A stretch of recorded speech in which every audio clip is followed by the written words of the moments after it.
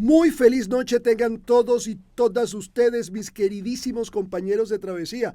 Qué placer arrancar una semana, además una semana secretarial, porque hoy es Día de la Secretaria, así que reciban todas, o todos, porque hay muchos secretarios también, un abrazo enorme de este equipo de trabajo. Recuerden que usted está en Fraga en Éxito, que estamos felices de haberlo recibido y que el temazo con el que le vamos hoy a brindar a la secretaria es maravilloso, porque vamos a hablar de la resistencia y de la evasión en las situaciones de la vida. Resistencia y evasión. Así que vamos a hablar de ese gran tema. ¿Por qué? Porque, bueno, de alguna manera nos cuesta afrontar lo que la vida nos va dando, ¿no? Nos cuesta afrontarlo. Entonces ya vamos a ver cómo afrontarlo de una manera adecuada, de una manera humana, de una manera sensible y no de una manera evasiva y resistente, que además cuando nos resistimos apretamos los puños y cuando apretamos los puños nos duelen las coyunturas y cuando nos duelen las coyunturas se debilitan. Cuando se debilita todo, ¿verdad que es así? Bueno, imagínate tú todo lo que estamos haciendo nosotros con el vivir. Así que, ¿qué tal si soltamos? ¿Qué tal si soltamos? Vamos a arrancar el tema de hoy. La vida es una sucesión de hechos y de eventos alineados en el tiempo por un proceso que se llama estar vivos, que no todo el mundo goza de eso, que usted y yo afortunadamente amanecimos, afortunadamente respiramos al amanecer y nos permite estar aquí. Pero todo lo demás va a ser una serie de sucesos. Por eso he dicho muchas veces que los seres humanos somos biomíticos, somos biológicos y somos míticos en el sentido de que todo lo narramos en una historia. Cuando se narra en una historia se vuelve mítico, entonces somos biomíticos. Ese narrar en una historia implica que hay una serie de sucesos que se van registrando en nuestra vida. Algunos sucesos insignificantes, otros sucesos sumamente importantes, algunos sucesos muy tristes, algunos sucesos maravillosamente optimistas y estupendos, grandes noticias. Eso es la vida, la suya, la de los reyes en Europa, la de los vagabundos, la de los ladrones, la de las autoridades, la de los pueblos. Es la misma historia con anécdotas distintos y seguramente con propósitos evolutivos distintos. Entonces, cuando uno empieza a entender de qué se trata esto, uno tiene que afrontar la vida como va viniendo y ver qué posibilidades hay, dónde toca, dónde aterriza, dónde avanza, dónde se sumerge todo lo que uno está viviendo dentro del cuerpo. Y eso va a determinar mucho el cómo vamos a reaccionar. Nosotros tenemos un aparato psíquico, el cual está siempre a la defensa nuestra. Por lo tanto, el aparato psíquico, cuando hay situaciones las cuales no puede digerir de una, como me dejaron, como me abandonaron, como un diagnóstico médico, como una situación de un hijo, como la muerte de alguien, al principio, y esto lo he dicho en otros programas, todo nuestro sistema psíquico, nuestro aparato psíquico, inmediatamente genera elementos o circunstancias que permiten esa digestión, que son la negación, y ya les voy a explicar por qué. Por ejemplo, la negación, otro es la evasión. La negación y la evasión son mecanismos, cuando son bien utilizados, que de alguna manera lo que se registra es que permiten relentar el tiempo de digestión de estas noticias o estos sucesos porque hay algo de mí que siente que no puede con ellos. Entonces, cuando yo no puedo con algo, mi aparato psíquico sale a defenderme y una de las formas de defenderme es la negación, por ejemplo. Es que eso no pasó, es que eso no es así, es que tú estás equivocado, eso no fue así, él está vivo. Él no me hizo eso, él nunca me hubiera podido hacer eso, seguramente lo están manipulando porque es que él o ella nunca me ha podido a mí hacer eso. Eso es un registro de la psique que está de alguna manera registrando un suceso altamente doloroso, altamente contundente, el cual todavía no tengo capacidad de hacerlo mío y digerirlo. Por lo tanto, ¿qué hago? Me defiendo. Y me defiendo a través de la negación, eso no ocurrió nunca, o de la evasión. Sí, a mí no me interesa eso, ese tema, la gente habla mucho, yo no tengo nada que ver con eso, vamos a hablar de otra cosa, a mí no me hables de eso, si quieres salir conmigo o hablar conmigo, a mí no me hables de eso. Son mecanismos. Y luego, cuando eso está en el tránsito hacia la digestión, que es la aceptación, la digestión va a terminar en una playa que se llama aceptación, viene la resistencia muchas veces. Y la resistencia es, a mí no me puede pasar eso. A mí no me puede estar pasando esto. A mí no hay manera. Esa negación es una fuente de resistencia, donde yo de alguna manera cierro el puño con fuerza y evito que la situación de mi vida vaya tornándose como debe tornarse. ¿Hasta ahí me explico?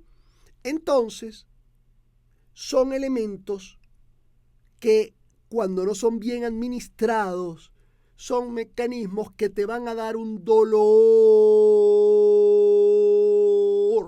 en lugar de un dolor. El dolor es parte de la vida. Y ya hablaremos del dolor. El dolor es parte de la vida y eso no lo vas a poder quitar ni lo vas a poder cambiar. Lo que es importante es que eso no se convierta en sufrimiento. Que sufrimiento es ese dolor permanente, inacabable, que está eso. Por eso tenemos que aprender a gestionar nuestro mundo emocional para que esa gestión de nuestro mundo emocional sea propicia para la vida, sea propicia para tu vida, porque tú no te salvas. No importa cuánto reces, no importa cuánto hagas, no importa cómo hagas, no te vas a salvar de los elementos evolutivos de la vida. Y los elementos evolutivos de la vida vienen en anécdotas, vienen en sucesos, vienen en hechos.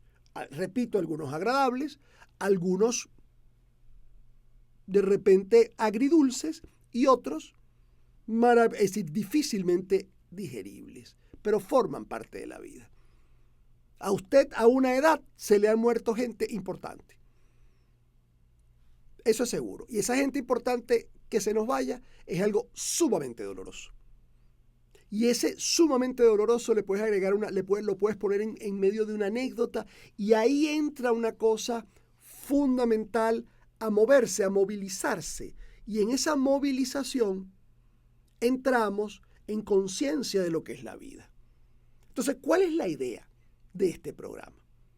Bueno, primero que todo, explicarles más o menos, tener un poco de idea de cómo manejamos esto. La segunda cosa fundamental es que entendamos cómo el hilo de la vida se va moviendo entre sucesos y son inevitables. Tercero, a reconocer mi propia negación. Hay una cosa de que hay que reconocer. Mira, ante una noticia, siempre vamos a entrar primero al shock emocional. Si esa noticia es durísima y contundente, viene un shock emocional. Y ese shock emocional es como una parálisis. Yo me acuerdo claramente que yo estaba entrando en Televen. Me estaba estacionando en Televen para empezar a grabar mis programas. El día que mi hermano me llama para decir que mi padre había muerto. Y fue muy duro. Pero en ese momento yo saqué mi ropa del carro y venía llegando mi jefa, que todavía es la gerente de producción de Televen, Patricia. Y Patricia de pronto me ve y yo le digo, hey, acaba de morir mi padre, pero se lo digo así. Así que voy a grabar los programas y luego me tendré que, ver qué hago, en qué próximo avión me voy a los Estados Unidos a velarlo. Y ella me dice, tú no vas a grabar nada. Tú estás en shock. No. Tú no vas a grabar nada. Así que vamos, respira y concientiza el shock. Me lo dice ella, que no es psicóloga ni nada por el estilo. Yo me monto en el ascensor, voy respirando, luego llego a vestuario, que se supone donde me van a planchar la ropa que me voy a poner. Cuando estoy en vestuario, me dice mi asistente, no, usted no va a grabar, siéntese ahí. Y me siento, ella se va a hacer una cosa, y en ese momento en que yo me siento, fue como si me bajara, óiganme bien, como si me bajara una tormenta. La idea era que yo estaba así parado, yo me imagino lo que le puede pasar a alguien que se le caiga el techo, sí. me bajó una tormenta. Y esa tormenta que me bajó era toda la tristeza. Ahí empecé a llorar. Ahí supe que estaba saliendo del shock. Bueno, y de ahí empecé a elaborar el duelo de mi padre. Pero fíjense ustedes cómo en ese instante del shock, la evasión era irme a trabajar.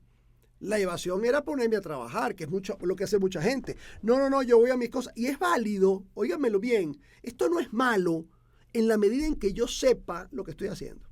Esto es malo en la medida en que yo no tenga idea de lo que estoy haciendo.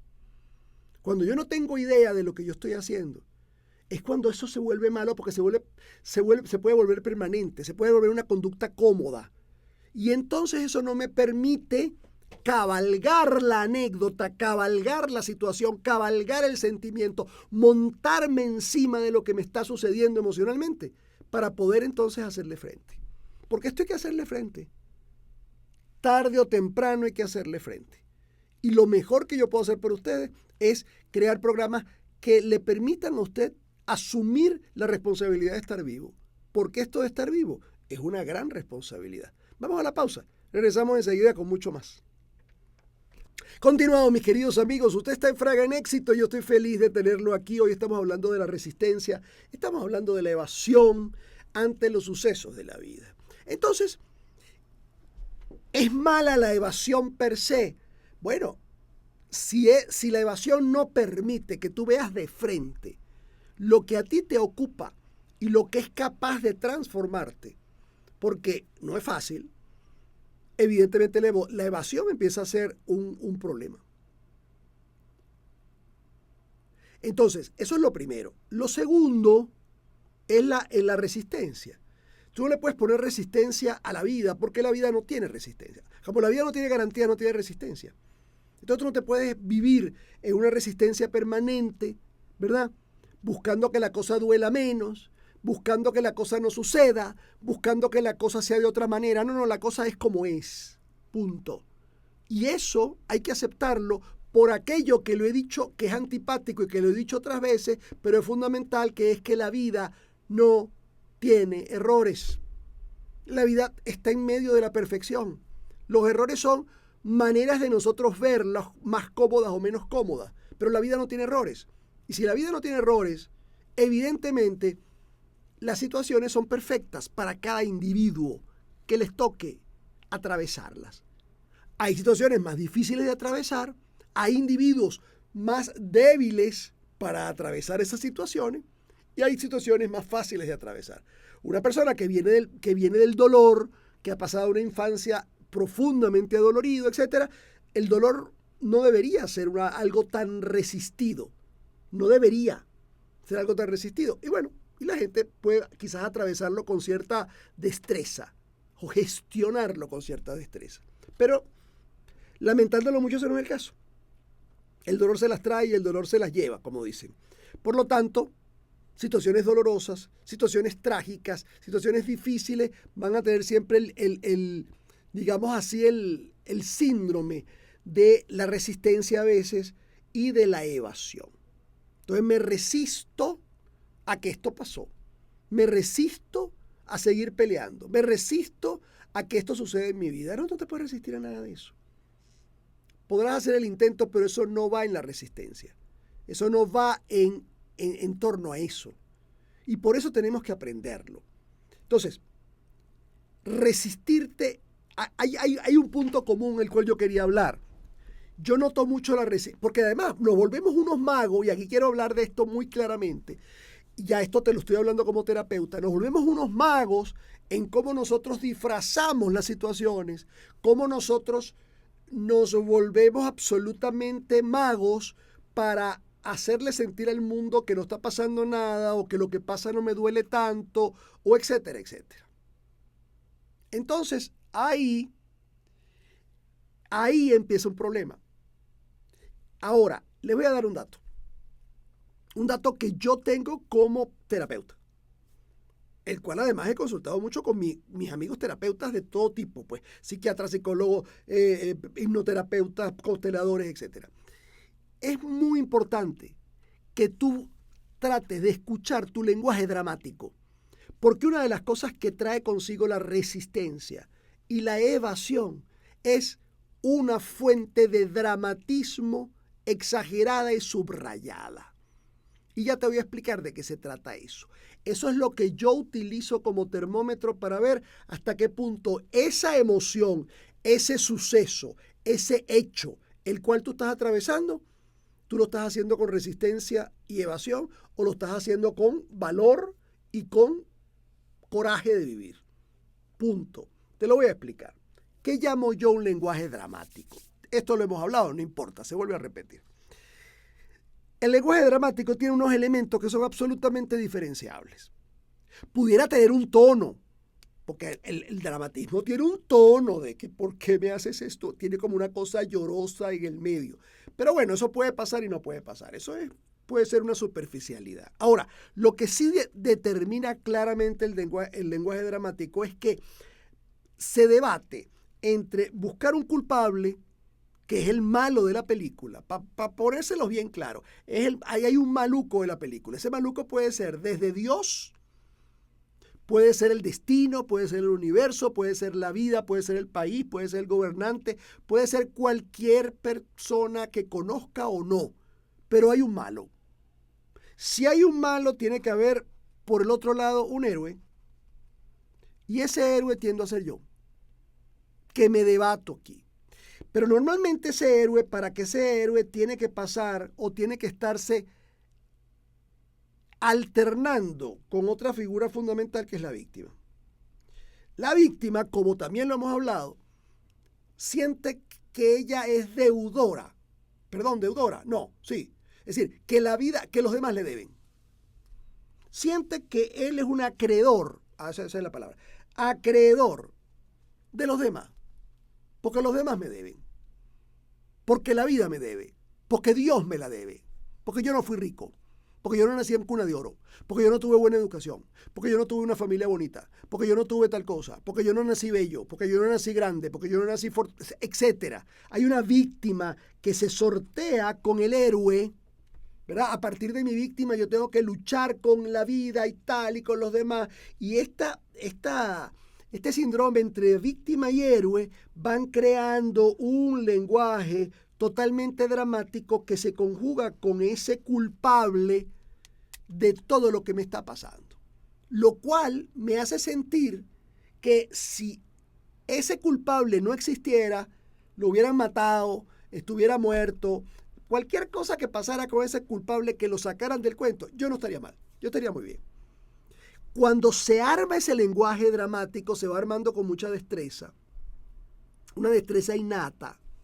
Y por supuesto nosotros como terapeutas tenemos que captarlo, porque ya allí sabemos que el núcleo de toda esa narrativa es un núcleo evasivo y defensivo. Entonces eso hay que tumbarlo. Por eso la mayoría de la gente cuando tú le preguntas cómo están no hablan de ellos, hablan de los otros. La primera pregunta que hace un terapeuta siempre es ¿cómo estuvo la semana? Si tú vas semanal, ¿cómo estuvo la semana? Bueno, la semana, imagínate tú, el mismo conflicto con mi hermana que no cambia, porque tú sabes, ella tiene ese problema que no cambia, es un problema de mi mamá con esa angustia con ella todo el día. Bueno, mi jefe que no termina de subirme el sueldo, ni termina de ascenderme, y eso me tiene un poco deprimida o deprimido. Y bueno, nada, haciendo cosas y bueno, en medio de este país, ta. Ahí tú estás viendo los culpables, ¿ok? Y ahí tú estás viendo una cosa fundamental, ese ser no está hablando de él, ese ser está hablando de los otros. Distinto es quien te diga cómo estuvo la semana. Bueno, esta semana yo siento que estuvo estable, yo siento que estuve bien, yo siento que estuve alerta, yo siento que fluyó para mí, mira, fue una semana dura, fue una semana difícil, yo he estado un poco irritable, yo he estado un poco con poco entusiasmo y eso ese ser está hablándote de ti. Y yo te puedo apostar, y esto lo podrías preguntar a otros terapeutas, que el 90% de los seres que acuden a terapia no hablan de sí, sobre todo las mujeres.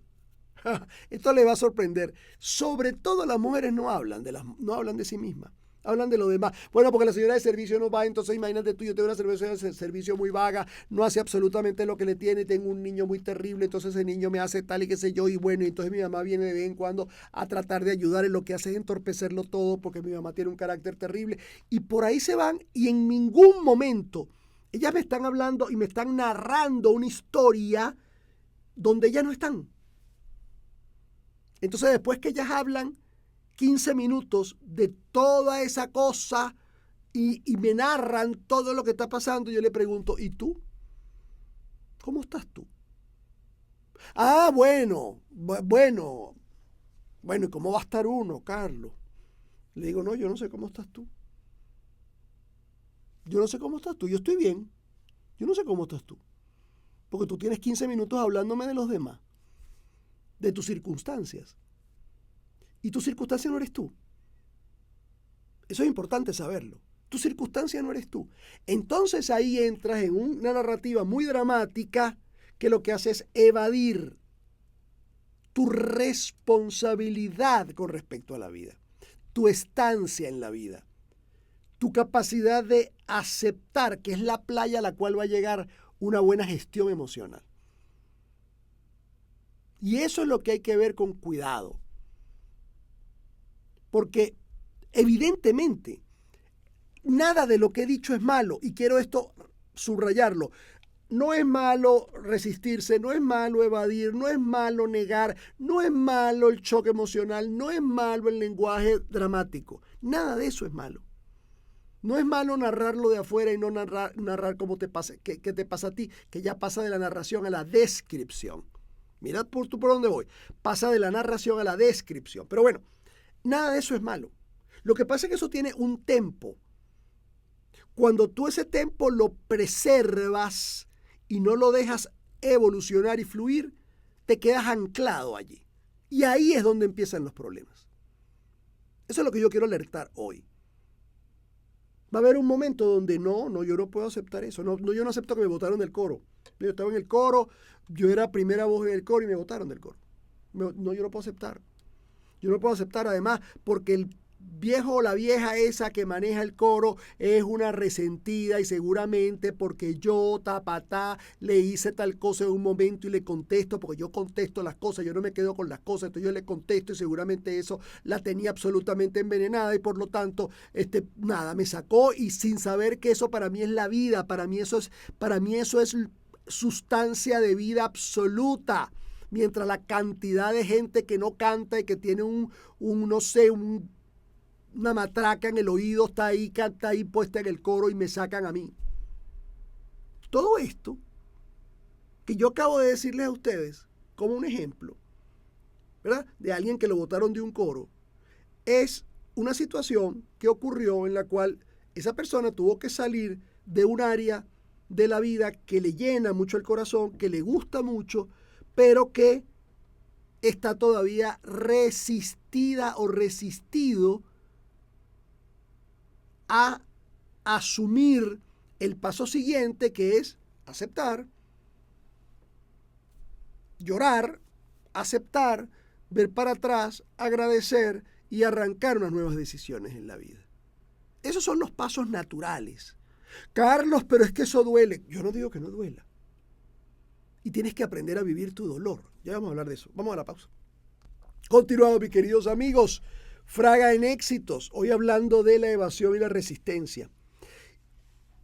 Lo que te sucede en tu vida, de alguna manera es perfecto para ti.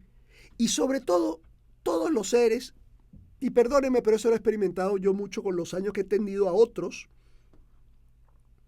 todos los seres podemos con lo que nos pasa. Esto es importante. Nadie le pasa algo con lo cual no pueda. Lo que pasa es que al principio puede haber una cosa tan fuerte, tan fuerte para ti. Una cosa tan fuerte, tan desestimada, tan imprevisible que te arrope. Y eso nos puede pasar a todos, por Dios. Pero yo tengo que allí vigilar con sumo cuidado mi resistencia y mi evasión. Porque si no me quedo. ¿Y qué sucede? Ahora vamos al qué sucede cuando me quedo en la evasión y cuando me quedo en la resistencia. Que eso se va para el cuerpo.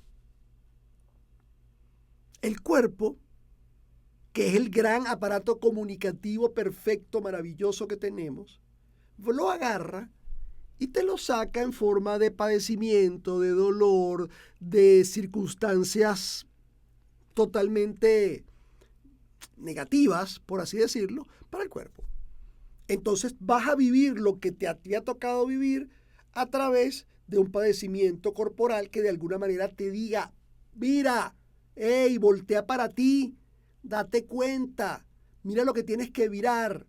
Entonces por ahí sale quien dice, pero Carlos, es que es muy fácil que tú lo digas porque imagínate tú que yo tengo 3 muchachos chiquitos, me quedé sola, mi marido me abandonó y tengo que lidiar con una vida difícil y hago empanadas y hago tortas y entonces imagínate tú cómo yo lidio con eso. Bueno, mi amor, eso no te exime. Esa es tu historia. ¿Qué quieres tú? ¿Que yo te compadezca? Yo te compadezco. Pero eso no te exime de lo que te ha de pasar. Eso no te exime ni siquiera de lo que te ha de pasar. Eso no te exime que hayan procesos evolutivos en la vida que te den la oportunidad de ver otras realidades y de no quedarte en el juego dramático de pensar que tú eres una marginal, digámoslo así, en la historia vital. Que tú dentro de la historia de la vida, bueno, Dios estaba distraído, pues. Dios no te tomó en cuenta. ¿Tú me entiendes? Eso es lo que hay que cuidarse. Porque eso, primero, es mentira. Y en segundo lugar, tarde o temprano eso va a haber que vivirlo. Las cosas hay que vivirlas. Por eso la vida te repite y te vuelve a repetir y te sigue repitiendo y te lanza por el cuerpo. Y hay gente que no quiere verlo. Y al final no tiene que respetar a esa gente que no quiere verlo. Porque esa gente tarde o temprano es víctima de sí mismo. Pero llega un momento que se acorrala a tal punto que tú dices, wow, yo quiero que usted sepa, amén que usted no, que hay gente que para todo en la vida, para todas las funciones vitales, tiene que tomarse un químico. Estoy hablando para despertarse, estoy hablando para ir al baño, estoy hablando para orinar, estoy hablando para poder comer cada vez que come, estoy hablando además para poder hacer sus funciones básicas y bueno, y si tiene vida sexual, para la vida sexual también.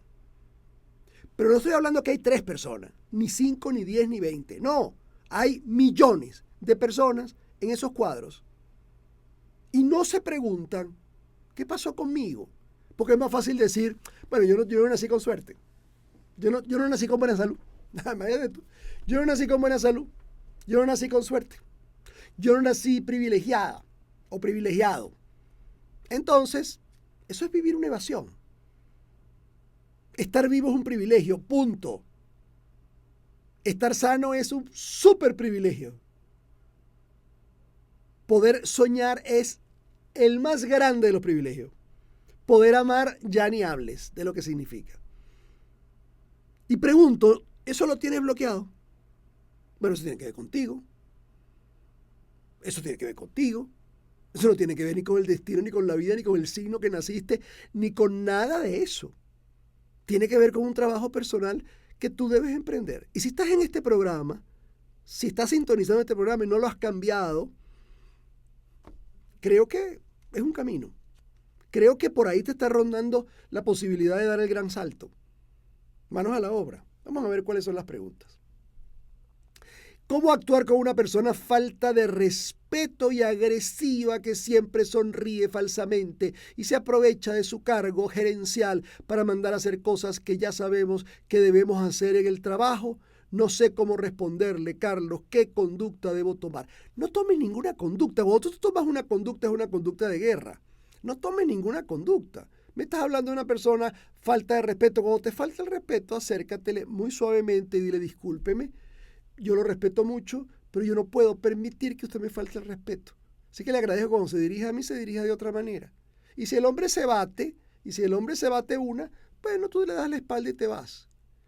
Eso necesita valor, sí, pero también necesita el valor. No es un problema fíjense ustedes que el valor para una cosa de esta no es un problema de valentía. No, el valor tiene que ver con un problema de valía.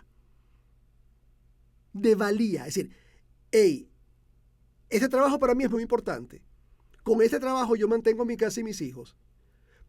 Pero yo tengo un amor por mí. Oye, bien, yo tengo un amor por mí que no puede permitir bajo ninguna circunstancia, que usted me patee o que alguien me patee. Perdón, y no lo voy a matar, no lo voy a mandar preso, no. Me le voy a acercar y le voy a decir que no le voy a permitir que me patee, simplemente. Y lo dejo así y en la próxima voy a estar muy alerta a que no pase. Por un problema de valía personal. La valía personal es contundente para este trabajo del amor. Así que manos a la obra. ¿Por qué esos seres son así? Óyame bien, esos seres son así porque están llenos de gente que no se da valor a sí mismo. Los rodean gente de muy poca valía, lo cual genera una dinámica perfecta. Ustedes no se quieren, yo los pateo y ustedes siguen sin quererse. Cuidado con eso. ¿Cómo encamino mi duelo? Empieza por las cartas, mi amor.